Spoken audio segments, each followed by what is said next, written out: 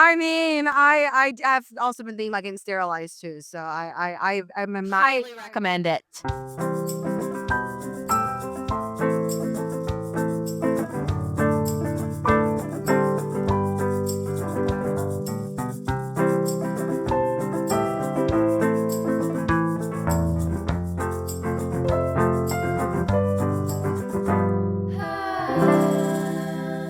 Well, hello, audience. Welcome to the very first episode with the guest of Core Memory, a podcast about movies. I am your host, Cortney Warner, and joining me, it's Ella fucking Fritts. Because we met at Broken Record in 2017, Yeah. and I was 21. This was the first time that I was out of town by myself, and I could legally drink. So I was having a great time. Well, you were having the time of your life, and I remember. Do you remember at the East you were brought up as Ella Fat? Like, I have famously shitty handwriting. Yeah. I don't have a good pencil grip. I hold my pencil like this. Like I'm trying to choke it out. Yeah. One time when I was a junior in high school, and I was the only person that took, I was taking notes, and the group that I was with was like, "Oh my God, this is bad handwriting. But if I was a teacher, I'd throw it away. This is bad." And at the time, I felt horrible. But then I told somebody about that recently, and they said, "Oh, all those women are cops. You were just in a room with cops. They were literally You. literally cops. Oh my Literal God. cops." Dude, but I think Whatevs. like that. Whatever. Literally, well, ACAB. You know what I'm saying? What's going on in your world? So I have been working on a solo feature for the past 2 years. I'm retooling the script. I was hoping that I would have it, in production by now, but and it's all on me. This is me being anal. And I started working on a movie with 2 of my friends that we were supposed to film in August of 2020. And then, you know, we had the main draft done in February of 2020, and we had a set picked out. We had people on board to record it, and now we've just been rewriting it, picking it up and putting it back down, picking it up and putting it back down for years. And then I started working on my thing, which is, I mean, they've been working on their own movies too. It's me and Striker Spurlock and Amy Milton. And Shout out to that. Oh my God. Their movie, which stars Andrew Mihaljevic and my fiance Casey Paulson, is being shown for festivals right now. They're submitting to festivals right now. And I'm very stoked. Yeah. I recorded my special partially because I was like, oh, if Courtney can do this, then I can do it. But yours was better.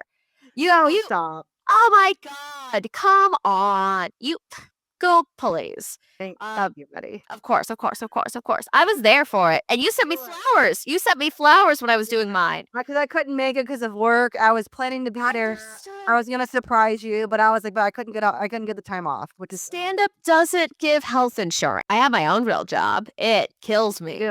I do. But when I had surgery earlier this year, I'm sterile now, by the way. When I had surgery earlier this year, completely covered. That's fucking corporate America for you, though. I know. Yes. So annoying. Because I also am thinking this does kind of tie into the movies that we're going to talk about. Yes. Guys. I mean, I've also been thinking about getting sterilized too, so I'm highly recommend it. And so I rewatched it, and what a cute movie. So can you just kind of walk me through what do you remember from the first time that was the first movie you ever remember seeing? Can you walk me through that time for you? Okay, so I'll be honest. I realized that that probably was not the first movie I'd ever seen because I have. Yeah. But you know what? MovingOn.org. Well, you remember. That's what it is because it's our parents, I'm sure, have shown us shit. Well, 8 months old, but we won't remember that. There's home movies of me and my dad watching The Simpsons together when I was 3 months old. That's actually really sweet. And I remember I went to see Tarzan with my grandparents and my older cousin because I think they just wanted to get us out of the house. I remember going in the theater and thinking that it was too loud. It was the THX logo. And I was screaming and crying, turn it down. So my grandpa picked me up and took me out to the lobby to calm down. And then we went back into the movie and I was like, it's still too loud. And he said, no, it's not. Yeah, well, R.I.P., but also his hearing was probably gone. So, Yeah. The year is 2000. I am 4 years old and I've got a little baby brother. And my parents were trying to think of, I mean, there's always kids movie, but they were like, let's see if the new baby can sit through a movie. Yeah. And we went to see Thomas and the Magic Railroad. And I was like, I'm cool. I'm the big kid. I get to watch this movie. When I try to think about Thomas the Tank Engine lore, I find myself accidentally remembering things from JJ the Jet Plane. Oh, I can see that because I think it's the same production company or something like Yeah, it's just very American. They got the weird thing. Yeah. Keep their mouths smooth in JJ, and it kind of adds to this uncanny valleyness. But Thomas was adorable. Thomas has no personality. That's my thing. Thomas is what is it? The everyman, like kind of like a Harry Potter. Yes, And Luke Skywalker. Yeah. He was just his personality was nice. Yeah. That's yeah. it. He was yeah. Percy was the bestie who was a little bit shy. Samwise Gamgee of the Thomas the Tank. Yeah. And Toby, the square guy, he was my favorite. So in Thomas the Tank Engine, our boy Alec Baldwin he's not Sir Topham Hatt who runs the train station, but he's the conductor. And he gets around to the different stations by whistling. Like he has this magic whistle that has magic gold dust that takes him everywhere. And then he runs out. Yeah. He runs out of the dust. So he's like, yeah. fuck. And then this is when there's like this like crazy train. Like it was a diesel train. Jesus. That's like the important thing is it's like, oh. But also R.I.P. Ozzy Osbourne. I love this villain, by the way. I don't remember his name. I I thought the bit where he just combined his cronies' names because he didn't have time to say two names. Yeah. That's so good. That's like Mark Zuckerberg, Steve Jobs level of like I wear the same thing every day, and I every day because I am a busy bitch. Well, exactly. And you know what? He was doing the wear the same thing and eat the same food every day before them. Diesel, same little train suit outfit. Yeah, they don't change the pink colors, and he's diesel every day. So yeah, just saying. Checkmate, billionaires. Period, sis. So, Diesel Train also has this like scary claw thing where he can like trap people and crush them to death. And he's like got a vendetta against basically anybody who isn't also a Diesel Train. Racist. I know. Remember? Oh God, the one train who was like, "Hey, you feel kind of cold to me. Is it because I'm red?" Yeah, it's not a move. It's not a movie about racism, but it is a movie about why racism is bad. Yeah. It's just like the villain.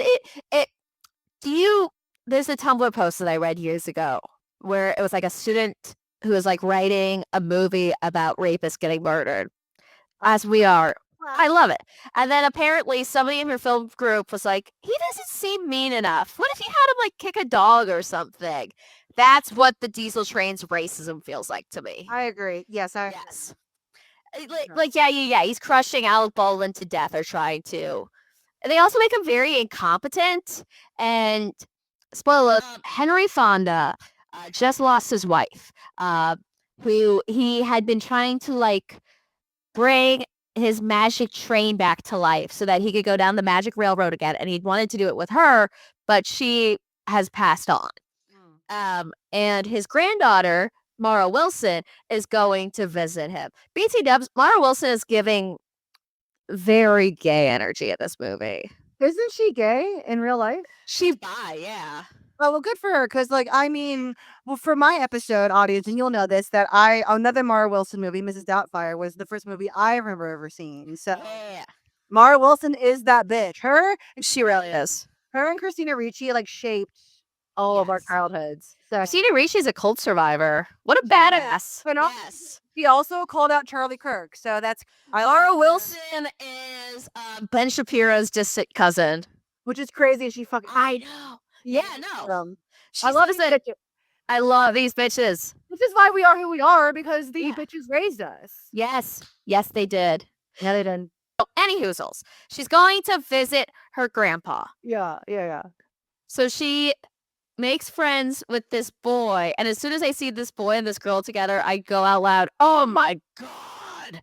I'm just bored. I'm just bored. This guy doesn't need to be there." They don't come off romantically, but it's like Men never need to be there. thank you. This movie. I know you're engaged to a man. I know you're. But Tacy's not here for a reason, you know? So Samara Wilson goes to see her grandpa and learns about this like magic like she learns just pieces and bits of magic. This might be a hot take.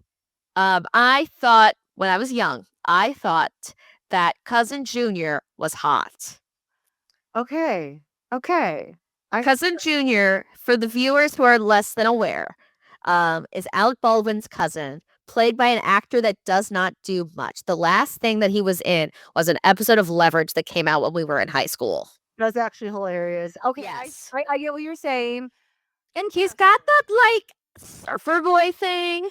I didn't even know, like, what I wanted from, like, romantically. I mean, I was 4 when I saw it. Like, I wasn't, like, horny or anything. But, like, I was like, huh, give me right at this guy. I liked his accent. He's got this harsh frog to him. I can't do accents very well. No, I was that way with Matthew Lawrence in Mrs. Doubtfire, so I get it. Oh, I totally get that too. Like with the middle part and the flop. Oh my god. And same, I mean, like, yeah, the 90s middle part, Ryder Strong, the Lawrence brothers, like, JT, oh, God, yeah, so, you get it. I get it. When you're a kid, you're like, I like this, but I don't know why I like this. Yes, it's like, why do I feel so attached to this character? Attached is a good word, yeah. Yes. Cousin Junior and Alec Baldwin are trying to get their gold magic back so that they can like go to the right parts of the island and the right stations. They're also being chased down by this train. And honestly, like the diesel train. And they're like, you know who can help us? Thomas the Tank Engine. And you know, Thomas is actually kind of just not necessary for most of this. You know what I kind of felt like. Yeah. No, you go, please. When I rewatched it today, because I haven't seen this again in a long time, and I was like, I'm gonna watch it for it's on I think Paramount or Peacock or something like that for if you have it. And I watched it, I'm just like, yeah, he kind of doesn't need to be in this movie. No. But it's literally his movie. It felt like there was a script made, and then somebody was like, what if this was a Thomas the Tank Engine movie? Yes, I agree. Yeah, that feels like that happens a lot in Hollywood nowadays, where it's like, oh, well, there's this script, but if we attach this IP to it, then people will see it. But it has nothing to do with the IP, you know? That's what Planet Sheen was, the Jimmy Neutron sequel. Whoa. Or spinoff. It was supposed to just be about some kid that gets lost in space, but Jimmy Neutron was ending, so they were like, let's put Sheen in there. Mindy Kaling's Velma on HBO Max, same deal. Yeah. So bad. But I love the animation of that show, too. It was so good. It looks cool. The animation. And yes. I wish I could stomach it. I wish I could stomach the show, but it just sucked. I couldn't get past the pilot. I told Casey, like, you can watch this without me. Yeah, literally. He didn't. He didn't finish it either. I think he got 2 more episodes in. He was like, I'm good. It's bad. And I don't dislike Mindy Kaling. Anyway, we're not here now. So, my boys, my husband, and Alec Baldwin are trying to get their magical dust so that they can travel again. Thomas is there. There is an evil diesel truck that's trying to get them. And there's also a man mourning the loss of his wife and also trying to get back his train. So it's just like all of these things that feed into each other. It's like Sedecony, New York, but for babies. Yes. So then, like, Thomas finds the magic portal for the magic railway, which is what Lady, the Henry Fonda's train, that's what she's supposed to ride on. And then, oh God, I literally watched this. People also can like Google it too, you know? So They get the train going. Train goes down the Magic Railway. Mara Wilson. Okay, so when they're riding down the Magic Railway with Lady of the Train, Mara Wilson sees this like confetti kind of shit that's coming up. So she like scoops out a bunch of it and holds it like in her backpack or in her pockets and stuff. And I don't know. For some reason, that visual of her doing that is very in my mind. That's something that I think about a lot. Is I don't know, something about the way that she did that and the way that she talks, where she's like, "Hey, Grandpa, this is Alec Baldwin." Something about that. You know, when you're a kid and you don't know how to talk yet, so you just talk like every fictional character. Oh, yes, absolutely. Ma Wilson and Thomas and the Magic Railway was one of those for me. Yeah. That and the characters from Arthur. Oh, yeah, Arthur. Oh my god. They talk like adults in that show. Exactly. It holds up. The first like 6 seasons of Arthur is genuinely really funny. I agree. It's a very good show. Yes. Ooh, who gives a shit how old you are? It's a good show. But yeah, I feel you. Yes. So Mara Wilson gets all the confetti. She like holds it in her backpack as like a memory.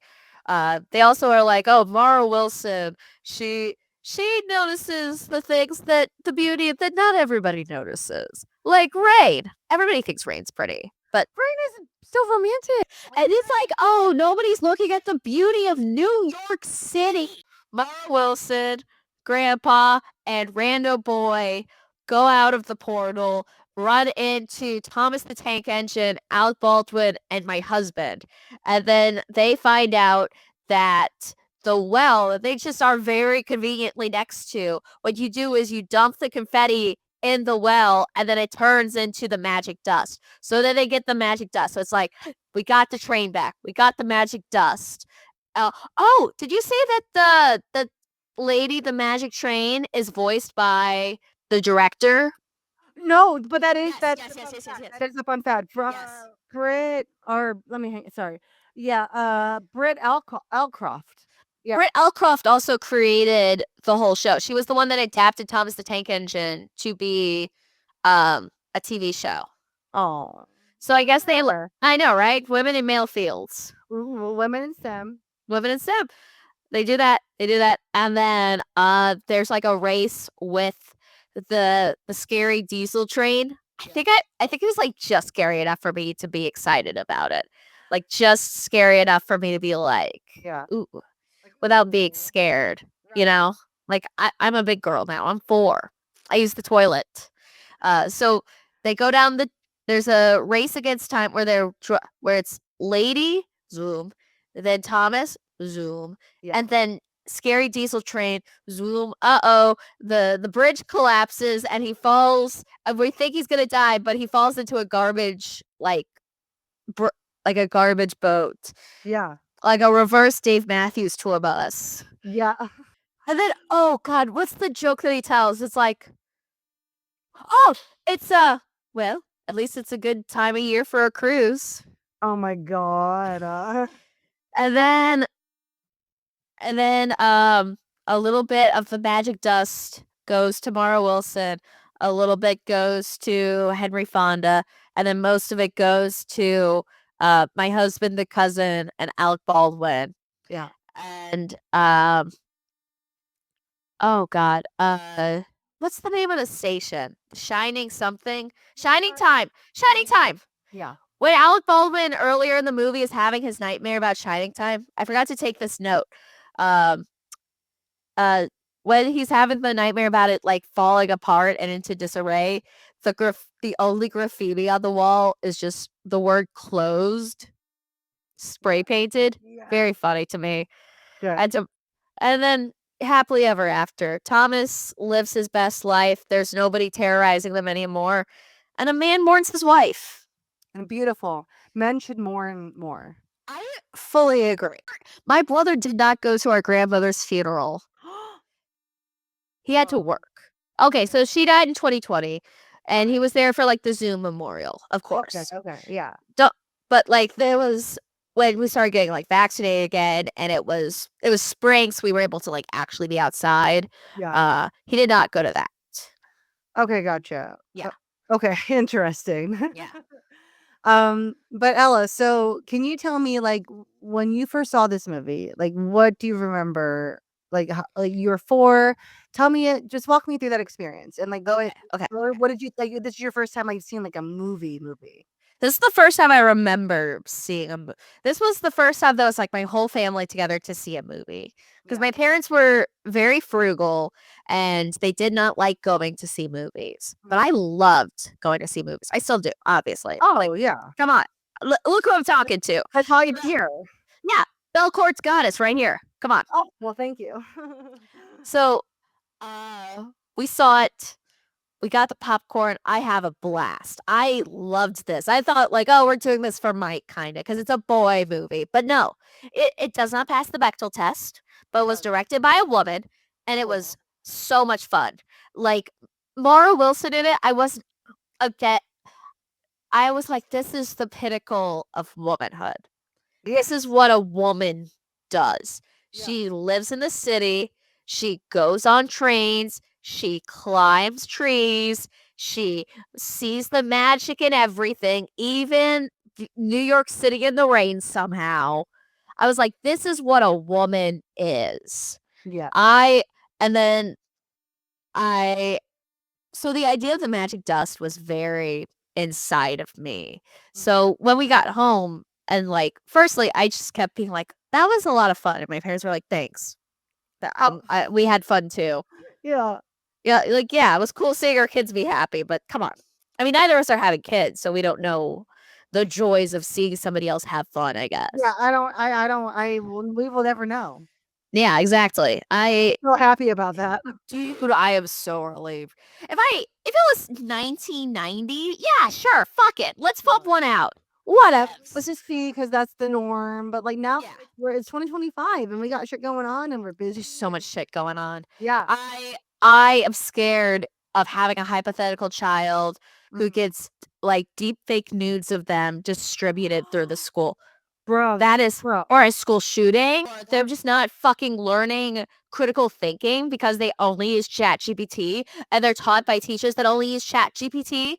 I'm scared of like having a little like baby that's assigned female at birth that gets like Yeah. Yeah. schmalted and is forced to carry a baby to term. I'm not expecting anything out of revenue. Just say whatever you want to say. Okay, cool. I don't want to accidentally affect. It's that. I mean, I'm close enough to Illinois that if I never needed an abortion when I was fertile, but if I had, I could have gone across the river. Well, camping trip, and yeah, I feel Yeah. I have resources for that kind of stuff too. But but it's like it's not pleasant. No, it's not It's not. fun. It's fucked up that like you have to like take time off of work and do all these things. It's just how mess up. Yeah. So I feel you on that. Oh, I just want to say that the cover of Do the Locomotion at the end of Thomas the Tank and Thomas and the Magic Railway, excusez-moi, the cover of the locomotion at the end of Thomas and the Magic Railway is the soundtrack of my childhood. We eventually got the movie on VHS and we just watched it over and over again. That's so sweet. It is. Oh, Ella, that's adorable because that's like what a fun like song to have and, like to remember your childhood with, you know. Yeah. Yeah, it's not something awful like a hymn. Gregorian chant number 5. Yeah, exactly. Yeah. Okay. But dude, so that was your first movie you remember seeing, and now I want to talk about your favorite movie as an adult, which I think it's been heavily alluded to given our conversation. Yes. But audience, Ella's favorite movie as an adult is the cinematic masterpiece Juno. Yes. So good, which what Yes. came out in 2007, directed by Jason Reitman, and Diablo Cody's first ever feature film. Yes. It stars Elliot Page, Michael Cera, Jason Bateman, Jennifer Gardner, J.K. Simmons, and yeah, it's a huge sleep stack cast. And so why? So Ella, like I love that movie for so many reasons. I think it's just so ahead of its time in so many ways. But can you tell me why is this your favorite movie as an adult? There were a lot of movies that were like indie darlings that were popping up around this time that I was just too young to see. And a lot of them I I wanted to see for the aesthetic, and many of them held up and many of them did not. Like, I thought I was gonna love 500 Days of Summer. I did not care for it. Whoa. Okay. Well, we can talk about that later. Okay. Because but no, but this is about you. My friend Taylor at the time, she was like similar. She also like was kind of plugged into pop culture, and we were into the same shit. We were into Disney Channel and American Girl and Webkins and swimming and pop music. So I remember we were at my we could have been at my house because my childhood home doesn't have internet. Because we just live too deep in the woods. You've been to my childhood home. Oh, yeah. Yeah. So we must have been at Taylor's house, and we were watching YouTube, and we watched the trailer for Juno together, and we thought it was the coolest thing in the world, but we felt really shitty. Like, so because we were Catholic, we were also raised in this like vehemently anti-abortion, Yeah. like Yeah. childhood. I would not describe Queen of Peace as conservative, but I would describe it as Republican, where like abortion is a sin, war rules, but also you could just say fuck in front of kids. Who cares? Like I that get kind of thing. Yeah. Yeah. I Yeah. get similarly. Yeah, I get that. Yeah. So like parents that didn't want to censor themselves in front of kids is kind of the way that we anywho, Taylor and I saw this trailer together and we were like, this is the shit. This is the movie. This is something we both would, and it was something that even though neither of us had seen it, we'd just see the trailer, we would reference it to each other. Like one of her webkins was named Juno, but spelt like the city in Alaska because it was a polar bear, and then she put like a striped hat on him because she was like, oh, like Juno. Also, shout out to Webkin. What a throw. Oh my god, have you seen what Webkins looks like now? It looks so fucking ugly. Oh my, I'm not surprised. because they digitized it. Now you could buy the stuffed animals to go with them, but they're not doing that as like a thing anymore. I was gonna say they also sound ugly as fuck. They are ugly. They look like NFTs. Webkins are technically they're not literally NFTs. They are not as bad for the environment, but you are paying money for a digital product. That's really annoying. It sucks. That's frustrating. But yeah, we'll all insert a photo in here, audience, so we all can see. Yes. That's unfortunate. But anyway, so comes out in 2007. In 2010, when were you Catholic specifically? yeah, for the first part of my life, but then we went non-denominational in my teen years. But yeah, the first up until I was like 7 or 8. Yeah. Okay, were you confirmed? No, I wasn't. Okay, so for the uninitiated, because Casey, my fiance, is a lifelong atheist, which is very high. So anyway, for the non-initiated, there are 3 main sacraments for the Catholics. There's also confession, but you've seen movies. There is baptism, which is when you get the Father in you, so God. There's communion, where you get the Son in you, getting tricky here now. And then there's confirmation, where you get the Holy Spirit in you. So Father, Son, Holy Spirit. He's just getting triple penetrated.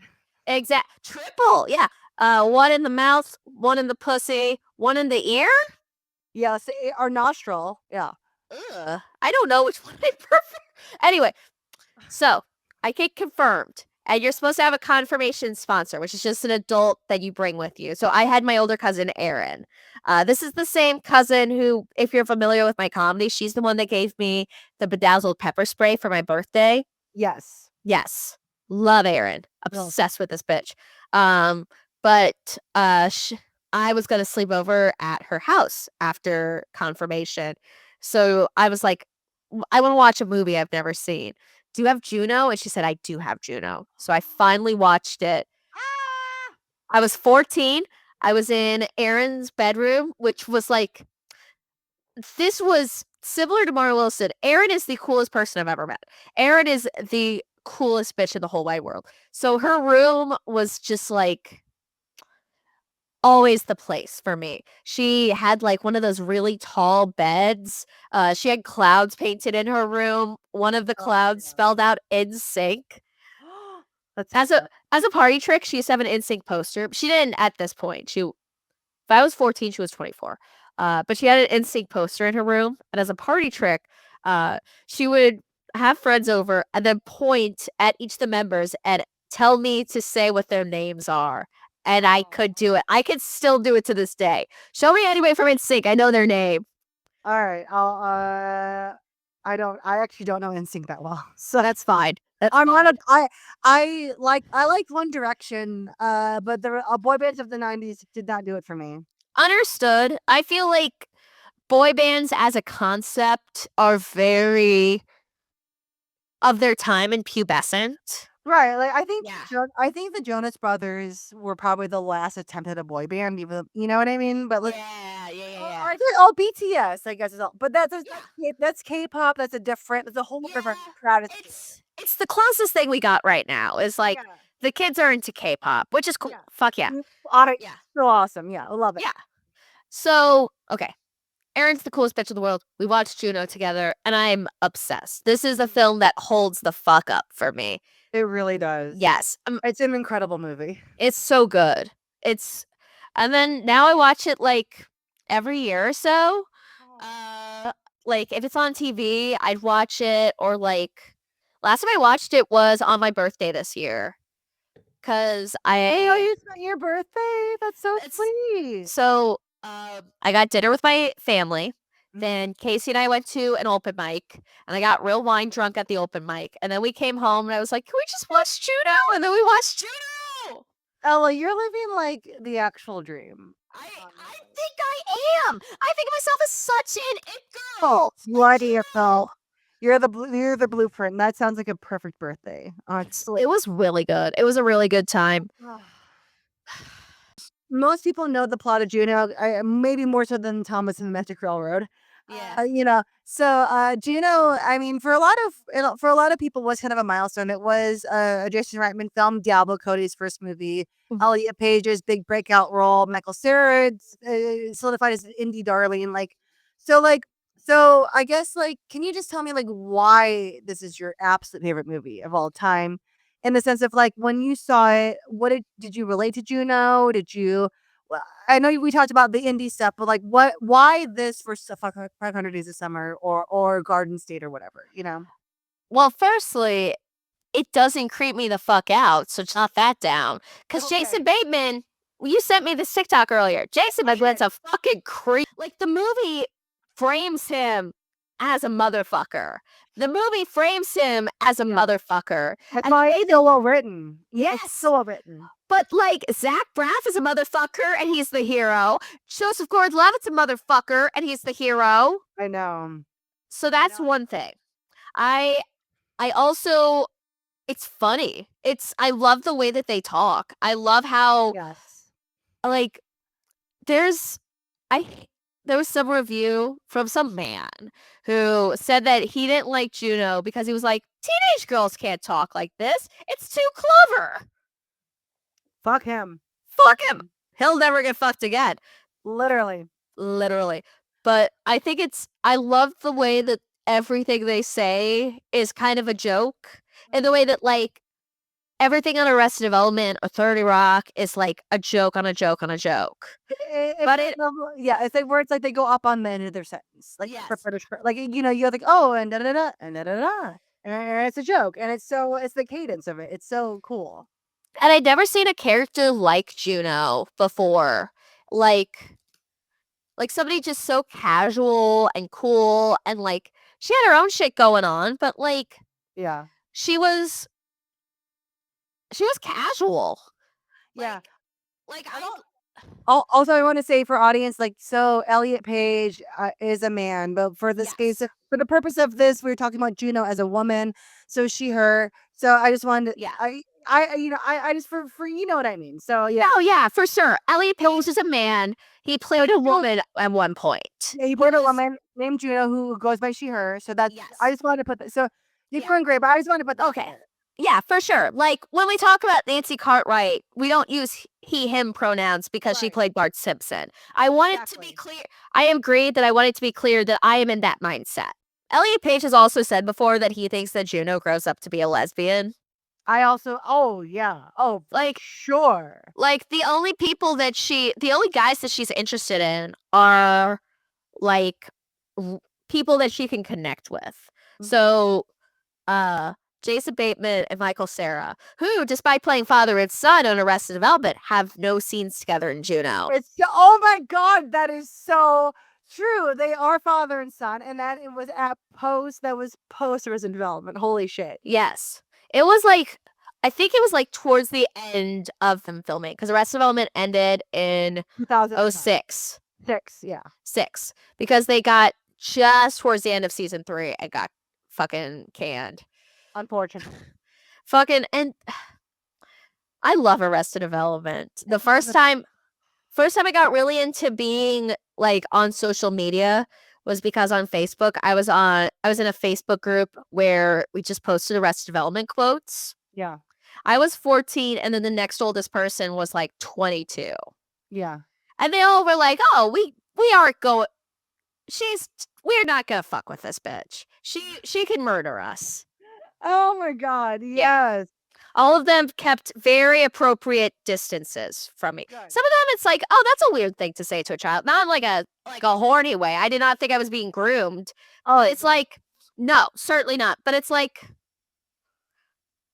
Colleen Ballinger, not when she was like, look at this picture of my underwear, but when she would be in a group chat of children, like, my marriage is falling apart. It was like that kind of energy. Oh, no, I've been in those before too. Yeah, it was just I've also worked service industry as a theater, so yes. so yeah, like you. And also, like, it challenged me because again, I was raised pro-life. My family wasn't like the most conservative family in the world or anything, but like, I was in a culture where I was surrounded by an idea where if you got pregnant, you had to carry it to term and everything would be fine. But this was somebody who got pregnant unexpectedly, was very young, carried it to term, and it didn't all just work out. Like, yeah, she got the baby adopted because it's a movie and we wanted to end happily. Right. But she also like has sorry, I thought the window was open.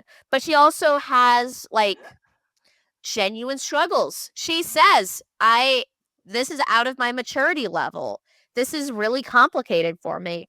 And she has to see like her friends do stupid shit. And she has to see Mark and Vanessa's marriage fall apart. So and weird. Yeah. it's a lot. And Yeah. I hadn't seen a piece of art that really challenged me like that at that point in my life. And every time I watch it, I feel like there's a different character that I really focus on. So obviously, the first time you watch it, you're thinking about Juno. The most recent time I watched it, I was thinking about Leah, the best friend character. But yeah, every time I watch Juno, there's something new that I appreciate and see from it. I fucking love every character. I love watching every character. There's nobody who I'm like, this asshole, you know? Yeah. No, and I agree with you with that because it's like I rewatched it recently, like for this podcast, and I was like, I remember when I first saw it, I was like, oh God, Vanessa's such a bitch, whatever, she's harsh and mellow. But I watched it, I'm like, oh, this woman has put up with this man child, and we could even argue that this is just two people who never should have been together at all. Agreed. That this is because those family portraits where it's Julie Garner and Jason Bateman, and they're like posing together, and he's wearing like a sweater and a shirt under, and he looks so uncomfortable. Yes. Like, you could say that he was just never a button-up kind of guy. Yeah. Like, No. Yeah. Agreed. And Jason Bateman plays such a little perv so well because he is willing to leave his wife for a 16. Oh, a 16-year-old carrying a child that he wasn't ready. This speaks to the writing, the foreshadowing of everything where Juno, with Allison Janney, her mom, is hey, Juno, you don't understand the complexities of a marriage. And Juno's like, you know what you're talking about. And then she goes over there, hangs out with him, and he hits on her, and she freaks the fuck out. Yeah. I mean, like, for a movie in 2007 to come out that way, I was 14. You were what, 12, 13 at the time, probably younger, maybe. Yeah. I just like thinking, like, what? How did this get made? And like, and then learning about Diablo Cody and her background, like she wrote a blog of being a exotic dancer and being, being a sex worker. And that's how she got the movie. I just like it's so fascinating to me. So, I mean, It's so cool. I read the Wikipedia page for Juno like 5 times before I ever actually saw the movie. Oh, really? Okay. Yes. I loved reading Wikipedia pages for I the did too. I read, I would spend hours, I still do, but, like, I remember one Saturday where I devoted it to reading the Wikipedia pages for, like, the first 6 seasons of The Simpsons. So, like, every episode, it's like, Simpsons roasting on an open fire, done. Bart the Genius, done. Is the next one There's No Disgrace Like Home? I wanna say the next one's There's No Disgrace Like Home. I gotta double check. You know more than I do for I do. I'm kinda just thinking out loud. Uh, we'll get back to that, but I do want to know, like, so these were the two movies she picked. I mean, you didn't pick the first movie you remember, but you picked your favorite movie. So, like, Yeah. what do you feel? What correlations do you see between the two? Because I see some, but I want to hear what you think. very few. Because when I saw these movies listed together in your email, I was like, "Oh, these are nothing alike." Yeah. I would say that both are very I think both of them have lady leads that are coded in a way that reads queer. That's the first thing that I think. I think that both are movies where there are a lot of through lines that get wrapped up at the same time. What would you say? Immediately, I don't think there's a lot. Like, female liberation, or this Yes. other. I am doing this thing. And Mara Wilson and Elliot Page as Juno in that movie were both like, I am convicted to do this thing, and I'm going to do this thing, and I'm going to make this happen. So that's the main correlation I see of that. In a very cynical way, I'm like, these are both kind of fantasy worlds in a way of like, oh, obviously Thomas and the Magic Railroad is a fantasy movie, but then Juno, with the way everything plays out, is kind of a fantasy for women and people who have uteruses who get pregnant and it work out the way that these were. And I also don't want to explain to you, but it does not seem like it would be that simple to just find an ad at a penny saver and have all the legal shit sorted out in like a couple hours. Yeah, no. And like, and for the first episode, I talked about the role Tenenbaums and Margot Tenenbaum being adopted. So yeah, it's not that easy, and it's very clear to me as someone who has lived this life that Jason Reitman and Diablo Cody have not lived this life, but they don't really get the ramifications of that, and where it's like open adoption, closed adoption, domestic adoption, all the Yeah. so. And I think that like it's played off as almost like for both movies a fairy tale, Yes. It is a world where these characters can be as independent as they choose to be with the right amount of safeguard. I would say that the midpoint movie, like the thing that combines them both. Have you ever seen The Kings of Summer? Oh yeah. I feel like The Kings of Summer is like the Venn diagram between Thomas and the Magic Railroad and Juno. Because it's these kids who are having this fantasy-ish adventure, but also their parents are looking for them desperately. But there are, right. yeah. Yes, and the parents are kind of absent from all of this shit, and and but for you, like, how did both of those movies shape you as you are today? I think both of them showed me a version of myself that I could be, that I wanted to be. Yeah. Because I still kind of talk like Juno. I still wear outfits like the kind that Mara Wilson would have worn in Thomas the Tank Engine or Juno. Yeah. And I mean, I would say that my taste is exactly Cousin Junior. Like Casey doesn't look like Cousin Junior. No. No, no, he's too American. Mm-hmm. Well, they have kind of the same hair. Yeah. But like I have before the line at the end of Juno where Juno is talking to Bleecker and she says to Bleecker, like, you're so cool, you don't even try. And he says, oh, I try a lot, actually. It's so me and Casey. Like, there's nothing that is ever said in Thomas the Magic Kingdom that I'm like, oh, I could see myself saying this right now, except for if somebody's like, hello, how's it going? But, like, Yeah. I also feel like Mara Wilson spends her time with cousin Juno and Alec Baldwin and her grandpa, and all of these men are nothing but appropriate with her. Which is so nice. Yes. It's genuinely so nice and refreshing. Yes. It's sad to say, but refreshing. Yes. But the only person who's a straight up motherfucker in Juno, he is framed as the villain. The villain. Jason motherfucking Bateman. And God damn. No, he's great. So I have a couple of questions, kind of rapid fire for you. Okay. Before we close out tonight, because I think this was just such a good conversation. This has been a blast, man. This has been awesome. And just hearing someone else talk about Juno in that way, because I've heard that movie is regarded but understated in that way, Yeah. Well, people like they'll reference other movies because it's so male centric, like 500 Days of Summer, Garden State, Elizabethtown, whatever. Yeah. But that era of movies, but Juno is so woman centric and so about her and her pleasure and her thing, and it's loved, but it's not as talked about. And even Elliot Page and his work and everything he's done. What is your favorite movie theater snack? Ooh. So I like to sneak in anything from outside of the theater. Yes.